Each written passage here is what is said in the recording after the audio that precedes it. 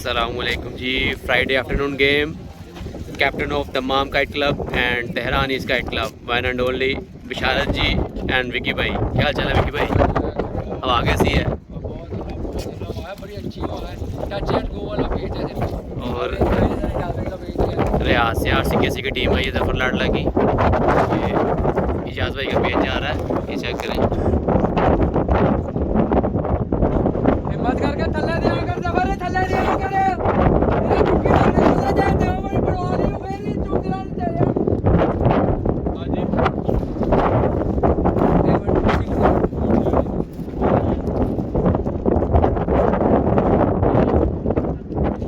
कान पूछेगा ना, जान दो। अच्छा उछल गया नहीं, वो तानपुश उछल गया।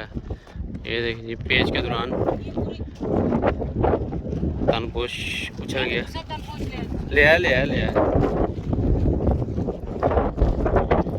ये देखिए जी, तमाम काइट क्लब के लोरी भाई हैं, लोरी भाई ठीक ठाक, सब फर्स्ट क्लास। ये चेक करें, सब अपनी अपनी पतंगे रेडी कर रहे हैं। ये वसी भाई हैं। क्या हाल चाल है वसीम भाई? ठीक ठाक है। और ये वसीम भाई अंदर पतंग रेडी कर रहे हैं। क्या हाल है वसीम भाई? ठीक ठाक है। आए ऐसे आवाज़ प्यारी है जी।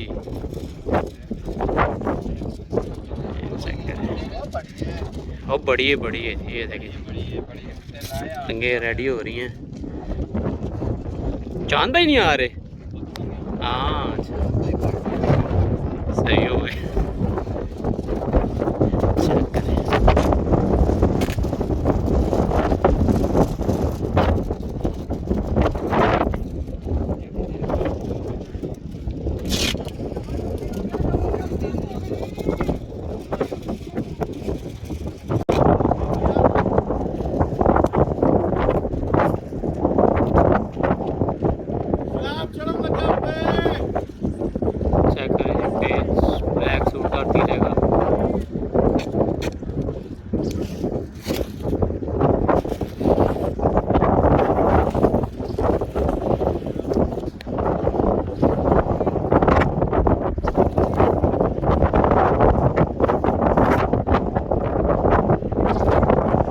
चलो